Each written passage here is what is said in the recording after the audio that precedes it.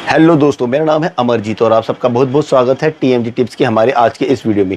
आज के इस वीडियो में हम देखेंगे कि किस प्रकार से आप एक परफेक्ट आईपी कैमरा इंस्टॉलेशन कर सकते हैं और वो कौन कौन सी चीज़ें हैं जिनका आपको आईपी कैमरा सेटअप करने से पहले, करते हुए और करने के बाद ध्यान रखना चाहिए, ताकि आपकी आईपी कैमरा इंस्टॉलेशन जो है वो कम्प्लीटली हसल फ्री हो, यानी कि बिना किसी समस्या के आपके आईपी कैमरे चलें और बाद में भी आपको किसी प्रकार से किसी भी प्रॉब्लम को फेस करने की जरूरत ना पड़े। तो ठीक है दोस्तों, स्टार्ट करते हैं आज का वीडियो।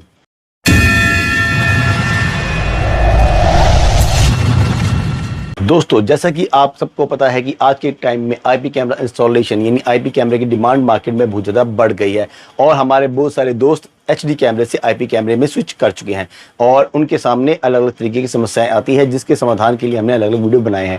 आज के इस वीडियो के अंदर दोस्तों खास तौर पे मैं आपको ये बताना चाहता हूँ कि जब भी आप आईपी कैमरे की इंस्टॉलेशन करने कहीं पर जाएँ तो उससे पहले, यानी आईपी कैमरे की इंस्टॉलेशन करने से पहले, करते हुए और आईपी कैमरे की इंस्टॉलेशन करने के बाद आपको कौन कौन से पॉइंट्स को ध्यान में रखना चाहिए, ताकि आपकी जो आईपी कैमरा इंस्टॉलेशन है या आपका जो आईपी कैमरा सेटअप है वो एक परफेक्ट रनिंग कंडीशन के अंदर क्लाइंट को मिले और बाद में भी उसे कोई टाइप की परेशानी का सामना ना करना पड़े। तो ठीक है दोस्तों, एक एक करके इस पॉइंट्स के ऊपर हम चलते हैं और देखते हैं इन पॉइंट्स को, और उम्मीद करते हैं आपको ये सारी चीज़ें क्लियर भी होती रहेंगी।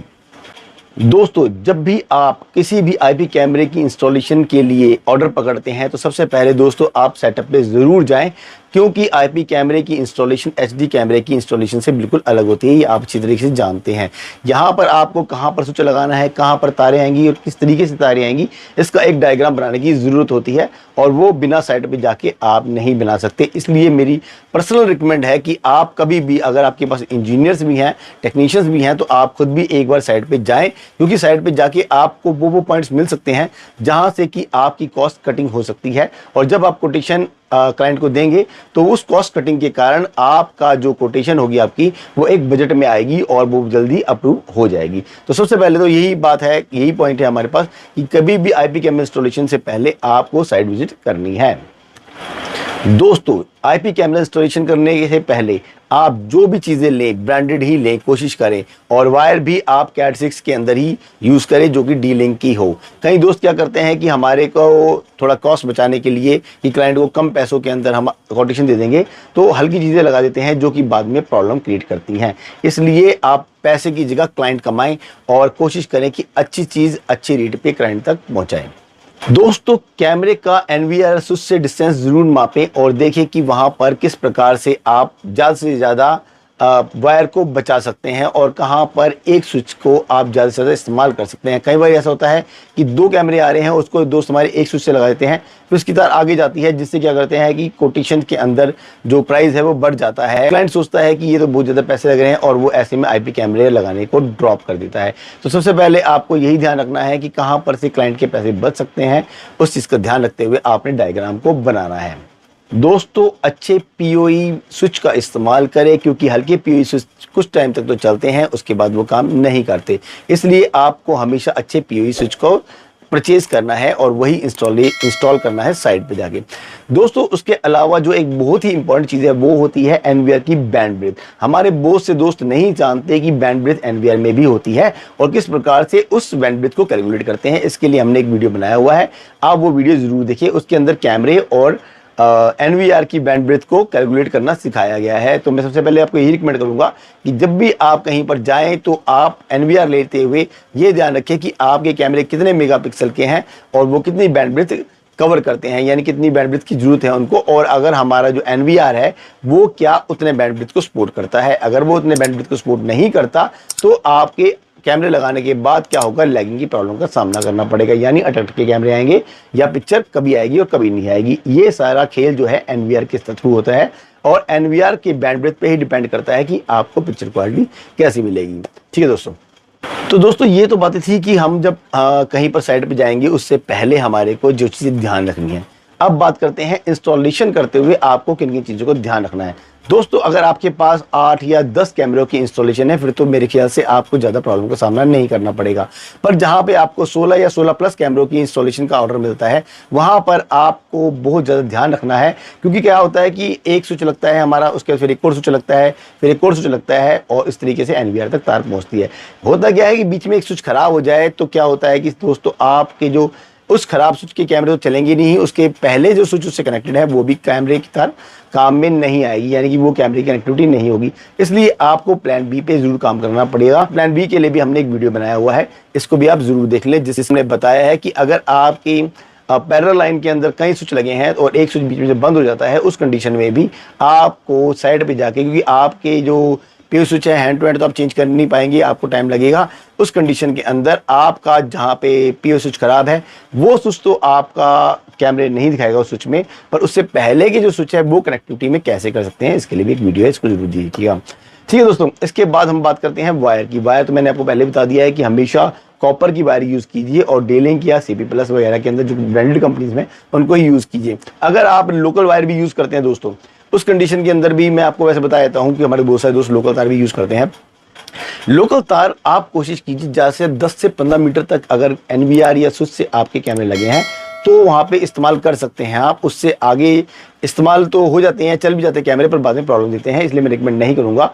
कोशिश कीजिए 10 से 15 मीटर की कैमरे की रेंज है और आपके पास लोकल तार है तो ही आप उसका इस्तेमाल करें। अगर कैमरे की रेंज 20 से 25 मीटर हो जाती है तो आप कंपनी की तार ही लगाएं, कोई फर्क नहीं पड़ता दोस्तों। आज आप बचा लेंगे पैसे, बाद में आपको प्रॉब्लम का सामना करना पड़ता है और क्लाइंट को खराब होता ही होता है। तो हमेशा ब्रांडेड तार का इस्तेमाल कीजिए, स्विच अच्छे लगाएं। एनवीआर को आपको मैंने ब्रांडेड कैलकुलेशन का मैंने वीडियो आपको सेंड कर ही दिया है, नहीं तो डिस्क्रिप्शन में आपको मिल जाएगा, उसको आप देख लीजिएगा। और इस तरीके से आपकी कैलकुलेशन जब आप कर लेते हैं तो आपका आईपी सेटअप हो जाता है।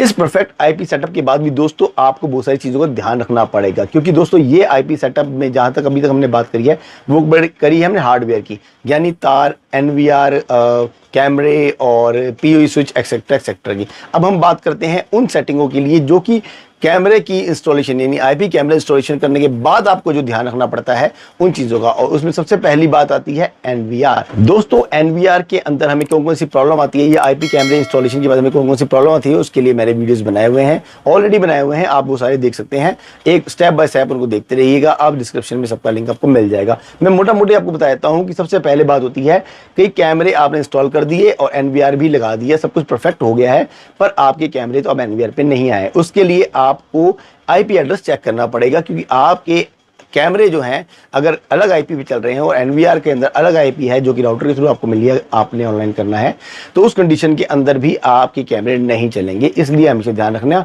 एनवीआर का आईपी एड्रेस और कैमरे का आईपी एड्रेस सेम होना चाहिए। सेम यानी पहले के 3 डिजिट, जैसे अगर आपके एनवीआर का पहला डिजिट है, पहले 3 डिजिट है 192.168.1, उसके बाद XYZ जो भी हो सकता है, कोई दिक्कत नहीं है। उसी तरीके से आईपी कैमरे का भी जो पहले 3 डिजिट हैं वो यही होने चाहिए 192.168.1 और आगे के जो भी है एनवीआर से नहीं मैच करनी चाहिए। अगर एनवीआर का आईपी एड्रेस 192.168.1.100 है तो कैमरे के आपके आईपी एड्रेस होना चाहिए 192.168.1.150 और 51, 52 जो भी आप डालना चाहे डाल सकते हैं आपकी सीरीज के अकॉर्डिंग।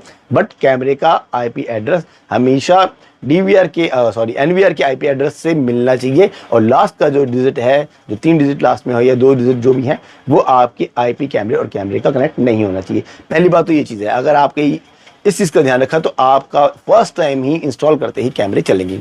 उसके बाद बात आती है दोस्तों ओवर डिकोड एबिलिटी की।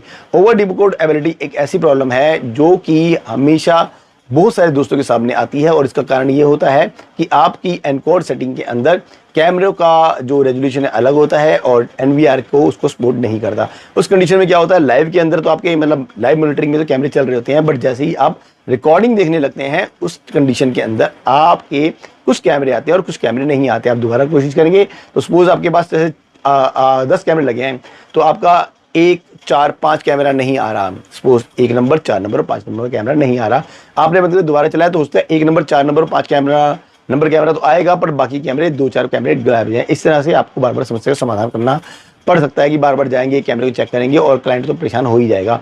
इसके लिए आपको एनकोड में जाके, एनवीआर के एनकोड में जाके कैमरे की सेटिंग करनी पड़ती है, जिसके लिए वीडियो मैंने आपको दे दिया है, आप देख लीजिएगा। यहाँ पे मोटी मोटी बातें बता रहा हूँ ताकि आप जब इसमें फंसे तो परेशान ना हो और समझ जाएं कि ये प्रॉब्लम क्यों फेस कर रहे हैं हम यहाँ पे। ठीक है दोस्तों, अगर दोस्तों आप इन सब बातों का ध्यान रखेंगे तो आप एक परफेक्ट आईपी कैमरा इंस्टॉल कर सकते हैं, यानी एक परफेक्ट आईपी कैमरा सेटअप कर पाएंगे और किसी भी तरीके से आपको कैमरा लगाते हुए, कैमरा लगाने के बाद भी किसी समस्या का सामना नहीं करना पड़ेगा और क्लाइंट भी आपसे खुश हो जाएगा। तो दोस्तों ये था हमारा आज का वीडियो। उम्मीद करता हूँ जो पॉइंट्स मैंने आपको बताए हैं वो सारे आपको क्लियर हो गए होंगे और हमारी बातों का, हमारे द्वारा बताए गए पॉइंट्स का ध्यान रखते हुए आपको कभी भी आईपी कैमरा सेटअप में कोई भी प्रॉब्लम नहीं आएगी। दोस्तों हमारे चैनल को सब्सक्राइब जरूर कीजिए ताकि हमारे वीडियोस आप तक निरंतर पहुंचते रहे। इसके अलावा शेयर भी जरूर कीजिए ताकि जैसे दोस्तों को हमारी वीडियोस मिले और अगर उनकी कोई समस्या है तो उनका समाधान हो सके, यही हमारी कोशिश होती है। आपसे एक लाइक की उम्मीद जरूर करता हूँ। अगर आपको वीडियो पसंद आया